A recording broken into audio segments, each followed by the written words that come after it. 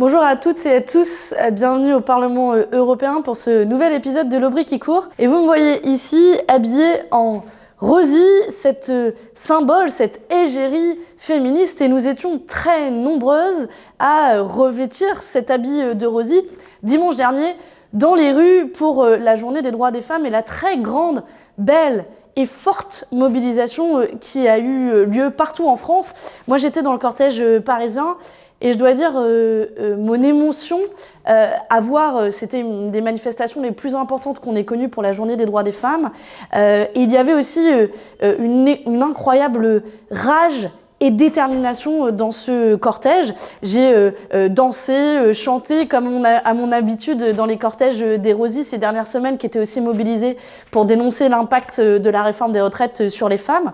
Et en discutant et en manifestant aussi avec les autres Rosies, on s'est dit collectivement, et elles m'ont poussée à me saisir de l'opportunité de la session plénière cette semaine au Parlement européen et d'un débat consacré aux droits des femmes pour ramener Rosie dans l'hémicycle du Parlement européen et porter la voix de toutes celles qui se sont mobilisées dimanche dernier et depuis des semaines déjà et qui ont revêti cet habit de Rosie pour dénoncer aujourd'hui les inégalités entre les femmes et les hommes, pour dénoncer les inégalités de salaire, mais aussi les violences faites aux femmes. Vous pourrez retrouver mon intervention dans l'hémicycle qui doit s'afficher quelque part par là. Et cette intervention, force est de constater qu'elle a fait beaucoup réagir.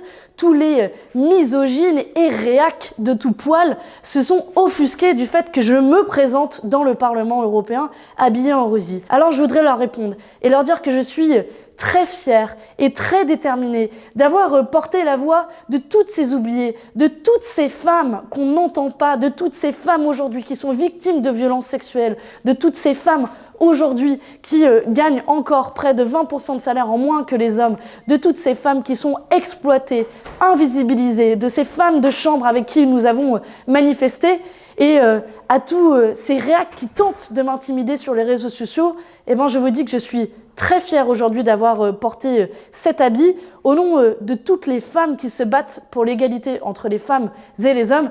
Alors, continuez à m'insulter autant que vous voulez, mais vous n'arriverez pas à me faire taire, à nous faire taire, parce que ce qui s'est levé ce 8 mars dernier, eh bien, ne s'éteindra pas, ne s'éteindra plus jusqu'à l'égalité. Bon, après cette mise au point qui, je crois, était plus que jamais nécessaire, au sommaire de cette AQC cette semaine, on a d'abord notre session plénière, qui était un peu particulière, qui devait avoir lieu à Strasbourg, qui finalement a lieu à Bruxelles et de manière extrêmement raccourcie. On s'est notamment focalisé sur le coronavirus, dont je pense nous devons tirer des leçons politiques. C'est ce que je vais tenter de vous décrire. Ensuite, je vais vous parler de la crise financière qui nous pend au nez et des leçons que nous n'avons pas tirées de la dernière crise économique. Et puis ensuite, on va mettre le cap vers la frontière entre la Grèce et la Turquie pour vous parler du drame humanitaire qui est en train de se jouer sur les migrants qui sont rejetés et balancés entre les deux pays, un peu comme des marchandises de manière scandaleuse. Et enfin, pour notre coin des lobbies, on va voir comment le lobby bancaire a tenu la plume dans une dérégulation ces dernières semaines, et forcément, ce n'est pas sans connexion avec la réalité et le risque potentiel de crise financière. Allez, c'est parti, générique.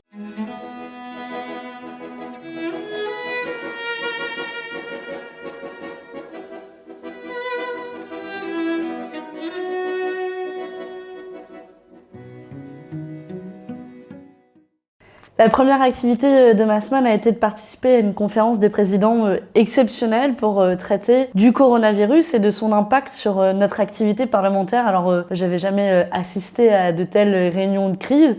Il a fallu décider avec les autres présidents de groupe et le président du Parlement européen de la modification de l'ordre du jour de notre session plénière, qui non seulement a été décalée de Strasbourg à Bruxelles et finalement qui a été réduite à une seule journée, sans vote, pour laisser la liberté aux députés de participer ou non.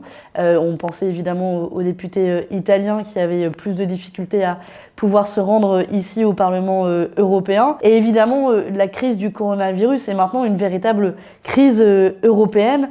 C'est variable selon les pays, avec l'Italie qui est le plus touchée, mais peu à peu, les différents États de l'Union européenne sont eux aussi touchés par l'épidémie. Alors forcément, il ne faut pas ni surestimer l'étendue du danger, puisque le coronavirus, pour l'écrasante majorité des gens, ce sera relativement bénin, mais il ne faut pas non plus surestimer le danger, notamment pour les personnes les plus vulnérables, les plus âgées ou les plus diminuées ou qui présentent déjà un risque sanitaire. Et la réponse qui doit être apportée, elle doit être européenne aussi, à la fois d'assistance aux États qui sont les premiers confrontés à l'épidémie. On pense à l'Italie dans un premier temps, avec un soutien financier, logistique, technique qui doit leur être apporté. Et dans notre session plénière raccourcie d'une journée cette semaine, on a évidemment tenu un débat sur le coronavirus.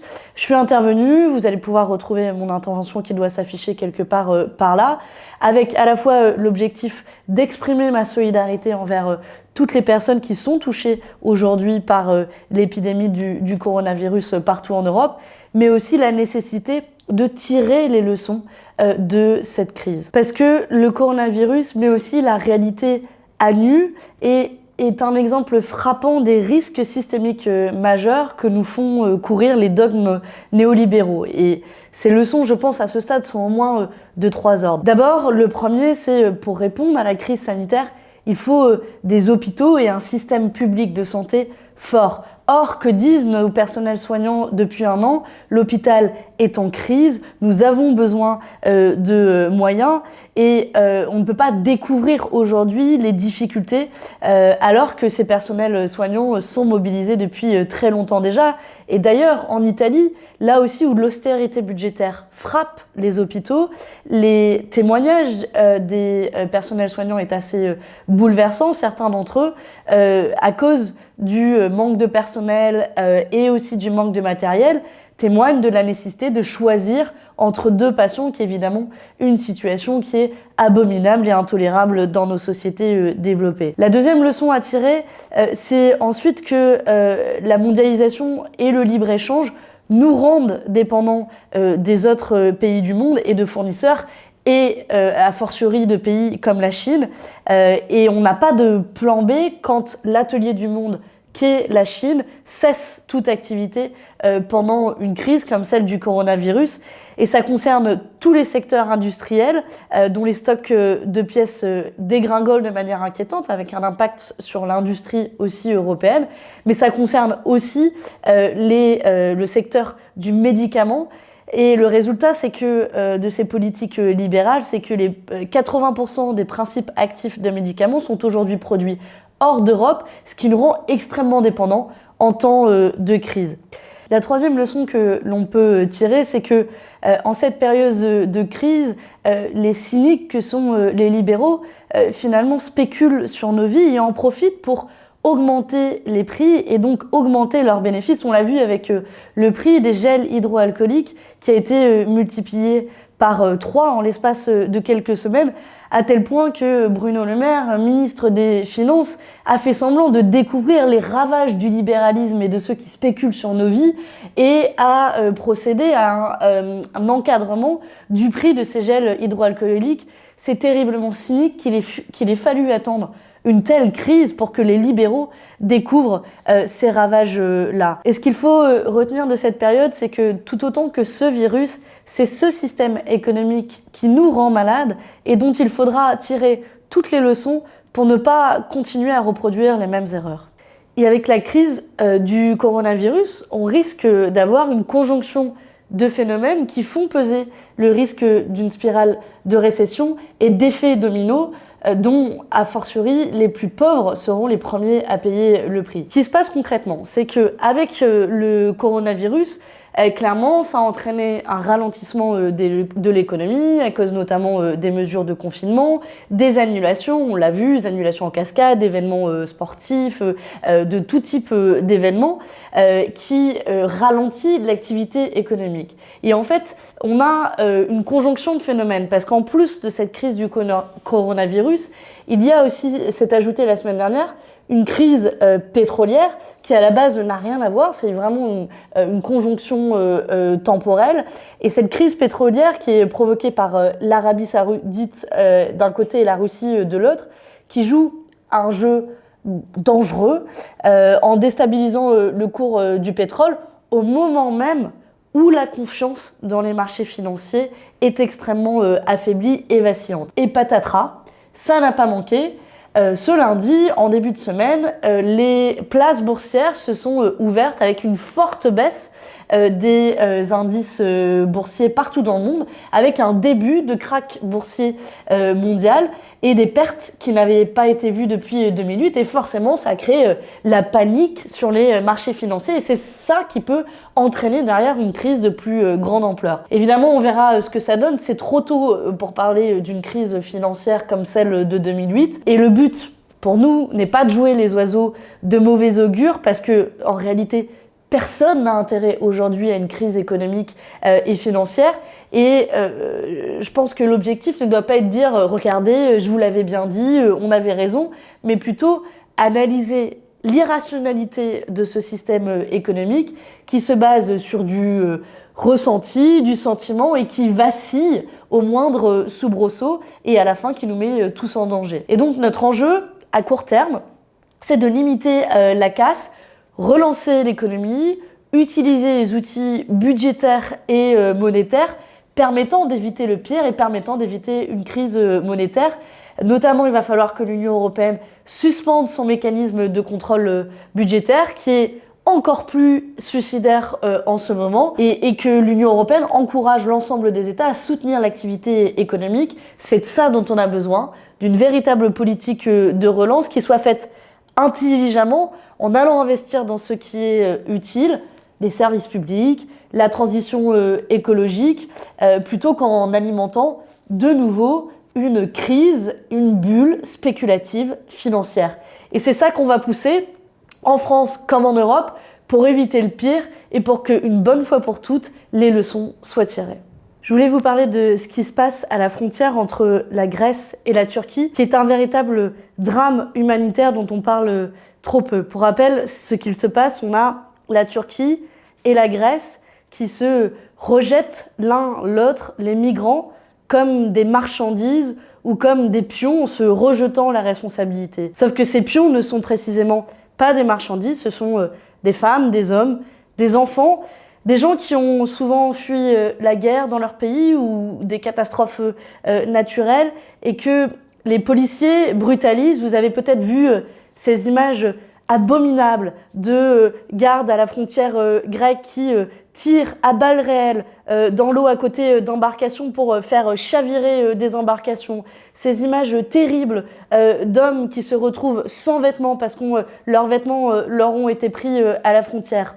Et cette situation n'a rien à voir avec le moment où l'Allemagne avait accueilli plus d'1 million de réfugiés au plus fort de la vague migratoire. Il n'y a pas ici de submersion, on parle de quelques dizaines de milliers de personnes et surtout on parle de la meilleure coordination à apporter pour aider la Grèce à répartir les demandes d'asile entre les 27 États membres de l'Union européenne. Et comme d'habitude, dans cette histoire, on ne parle pas des deux véritables sujets. D'abord, le pouvoir hallucinant donné à Erdogan par la sous-traitance accordée à l'Union européenne, à la Turquie, Union européenne qui ferme les yeux sur le sort de ces êtres humains et qui donne à la Turquie le pouvoir de gérer la vie de ces êtres humains contre un peu d'argent. Et puis, la deuxième chose, c'est l'absurdité des règlements de Dublin qui fait que quand un migrant arrive sur le sol européen, il doit faire sa demande d'asile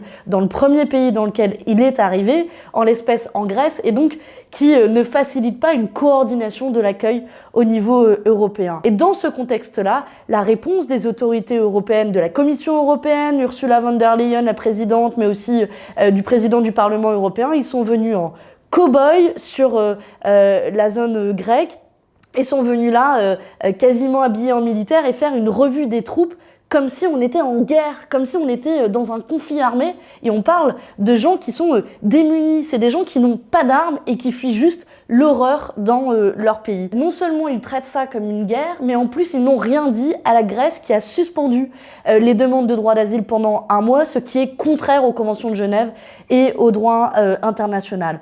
Dans ce contexte, certains pays comme l'Allemagne proposent la main sur le cœur de s'occuper de quelques migrants, mais plutôt des mineurs, des malades ou des filles. Et la question c'est qu'est-ce qu'on en fait des autres ? On les noie ? On les regarde mourir en mer Méditerranée et chacun choisit le profil qui lui plaît. On voit à quel point cette gestion est absolument irresponsable. Et pendant ce temps-là, forcément, vous avez l'extrême droite européenne qui se frotte les mains et qui raconte absolument n'importe quoi sur les chiffres et jubile de ce chaos. On a vu Jordan Bardella, qui est député à Rassemblement National, qui est parti faire son kéké sur place pour attiser les braises. On le voit tout content dans l'avion, puis après le visage faussement grave sur place et qui raconte absolument n'importe quoi sur cette crise. Et en réalité, sur ces questions-là, il ne faut pas céder, pas une once à l'extrême droite ni à la Commission européenne, ne pas arrêter d'en parler ou garder la tête basse. C'est une honte européenne, une honte, un déni total de nos valeurs. Et c'est par ailleurs totalement inefficace parce que ceux qui croiraient que la violence anti-migrants va les dissuader de venir, c'est absolument faux. Et ce qu'il faut organiser, c'est bien une politique humaniste de l'accueil et c'est ce pourquoi nous nous battrons au niveau européen. Tiens, quelques semaines avant un début de crise financière, on a la droite et En Marche qui ont voulu déréguler la finance. Ça, c'est du sens du timing, hein. Allez, générique.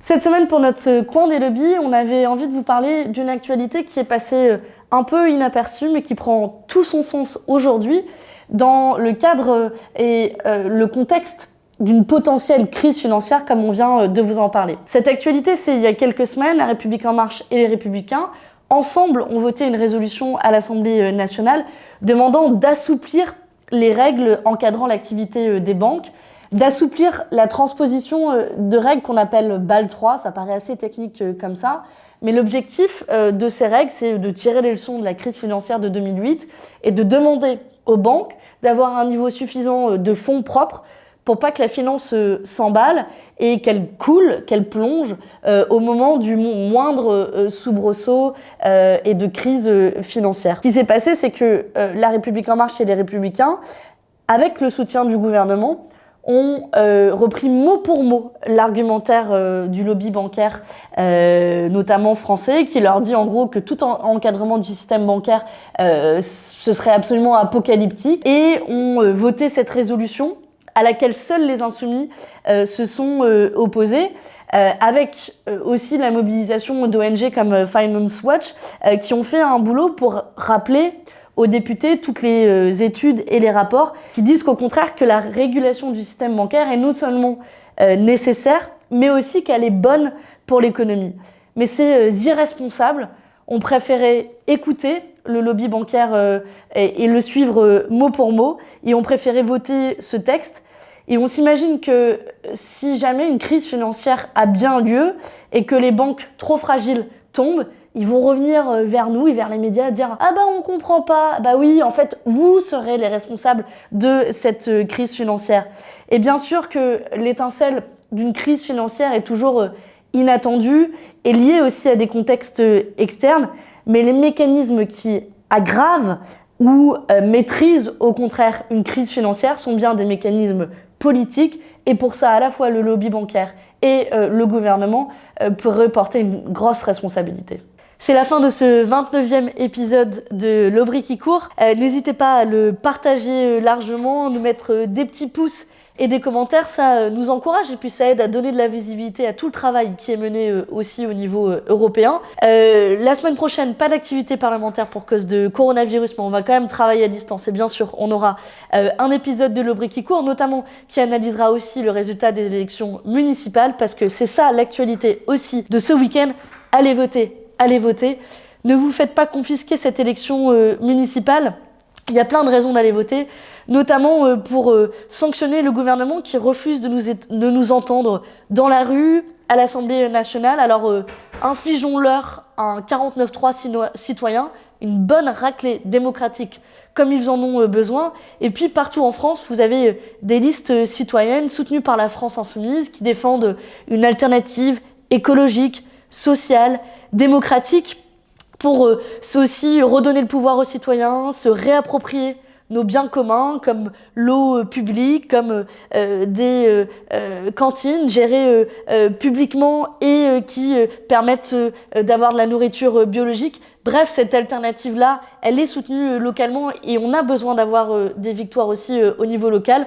Donc, on se mobilise dans les urnes dimanche prochain pour que advienne le temps des